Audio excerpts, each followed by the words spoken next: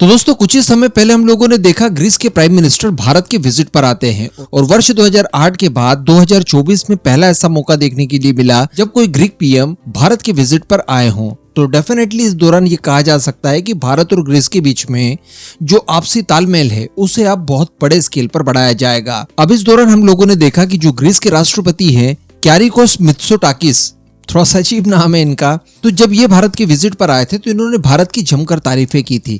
इन्होंने भारत के digital infrastructure को लेकर, भारत के यूपीआई पेमेंट सिस्टम को लेकर एंड मोस्ट इंपॉर्टेंट इन्होंने भारत की डेमोक्रेसी को लेकर बहुत ज्यादा तारीफें की थी। और इससे यूरोपियन देशों के मुंह पर एक तमाचा माना जा रहा था, जो कि अक्सर इस बात को लेकर रटी रटाई लाइन्स बोलते हैं कि भारत के अंदर डेमोक्रेसी बराबर नहीं है। अब ये जब ग्रीस के विजिट पर आए तो इस समय भारत के सामने तीन प्रमुख चीजें निकलकर सामने आ रही थी।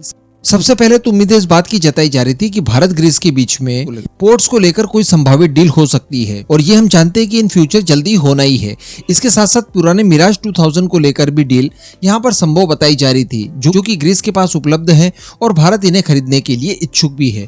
इसके अलावा ब्रह्मोस को लेकर कोई डील संभवतः भारत ग्रीस के बीच में साइन हो जाएगी, इसको लेकर भी हम लोग काफी ज्यादा आशान्वित थे। तो डेफिनेटली ये सारी चीजें हम लोग इन फ्यूचर में एक्सपेक्ट कर सकते हैं, जल्दी हो जाएगी। लेकिन इसके बीच जो सबसे बड़ा मुद्दा निकल कर आता है वो है द्विपक्षीय व्यापार को लेकर। ये सारी चीजें द्विपक्षीय व्यापार के ऊपर ही निर्भर करती है। स्ट्रैटेजिक पार्टनरशिप तो हम लोग लगातार बढ़ाते जा ही रहे हैं ग्रीस के साथ। इस बीच फ्री ट्रेड एग्रीमेंट को लेकर दोनों देशों के बीच में ठीक ठाक बातचीत हुई और बताया ये जा रहा है कि वर्ष 2030 तक भारत और ग्रीस के बीच में जो बायलैटरल ट्रेड है उसे $5 बिलियन तक पहुंचाना है। इसके साथ साथ प्रवासी भारतीय ग्रीस में बड़ी संख्या में मौजूद है, इन्हें और बढ़ाया जाएगा। कुछ और भारतीयों को ये वीजा वगैरह देंगे, इसको लेकर भी समझौता साइन होता है। लेकिन इसी बीच दोस्तों एक और चीज को लेकर भारत और ग्रीस के बीच में सहमति बनी है और इसको लेकर फाइनल एग्रीमेंट साइन हो चुका है। और ये कोई और नहीं बल्कि भारत का डिजिटल इंफ्रास्ट्रक्चर से जुड़ा हुआ यूपीआई पेमेंट सिस्टम है, जो कि ग्रीस को काफी ज्यादा लुभावना लगा। तो इस तरह से कहा जा सकता है कि फ्रांस के बाद ग्रीस दूसरा यूरोपियन देश है जिसने ऑफिशियली अब भारत के यूपीआई पेमेंट सिस्टम को एक्सेप्ट कर लिया है। तो इसके पीछे हम समझ सकते हैं कि भारत और ग्रीस के बीच में जो बायलैटरल ट्रेड को बढ़ाने की बातचीत चल रही है उसमें यह एक महत्वपूर्ण भूमिका निभाएगा। दरअसल भारत के national payment corporation of India, जिसे शॉर्ट फॉर्म में एनपीसीआई कहा जाता है, इसी की एक सहायक कंपनी एनपीसीआई से नेशनल पेमेंट लिमिटेड कहा जाता है, उसने ग्रीस के यूरो बैंक के साथ एक समझौता साइन किया है और इसके तहत आप यूपीआई का इस्तेमाल ग्रीस में आप बड़ी आसानी से कर सकते हैं। तो इसके माध्यम से जो रेमिटेंस भारत आना था वो बड़ी आसानी से आ जाएगा।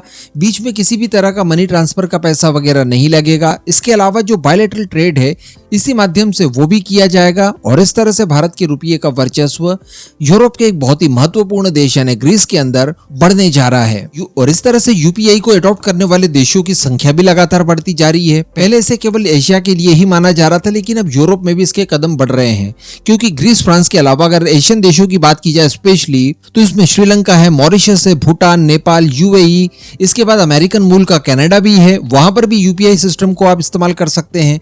तो कहने का मतलब इसका दायरा काफी ज्यादा बढ़ रहा है। तो एक तरफ जहां पर भारत की जीडीपी लगातार विस्तार कर रही है, तो वहीं पर भारत के रुपये को भी ट्रेडेबल बनाने के लिए यूपीआई एक महत्वपूर्ण भूमिका निभा रहा है। वैसे भी हम जानते हैं कि यूपीआई इस समय काफी ज्यादा लोकप्रिय हो चुका है पूरी दुनिया के अंदर और कारण है इसकी परफॉर्मेंस। वर्ष 2023 की ही अगर बात की जाए तो यूपीआई से लेन देन का एक नया रिकॉर्ड बना और बताया जाता है कि 2 ट्रिलियन रुपए यानी लगभग $100 बिलियन की लेन देन वर्ष 2023 में यूपीआई के माध्यम से की गई। तो आप समझ सकते हैं कि यूपीआई के ऊपर भारत किस कदर निर्भर हो चुका है, जो कि हमारा खुद का स्वदेशी प्लेटफॉर्म है। और इसकी इसी सफलता को देखते हुए दुनिया के अन्य देश भी इसकी ओर आकर्षित हो रहे हैं। और अब चूंकि भारत के बड़े मार्केट, भारत की बढ़ती हुई जीडीपी, इन सबसे जो देश लाभ उठाना चाहते हैं उनके पास सबसे सरल और आसान माध्यम अब यूपीआई बन चुका है। वो लोग यूपीआई को अडॉप्ट करते हैं ताकि इस माध्यम से भारत के साथ उनके व्यापारिक लिंक जुड़ जाए। और इस पूरे मुद्दे पर अब आपका जो भी मानना हो नीचे कमेंट करके जरूर बताइएगा।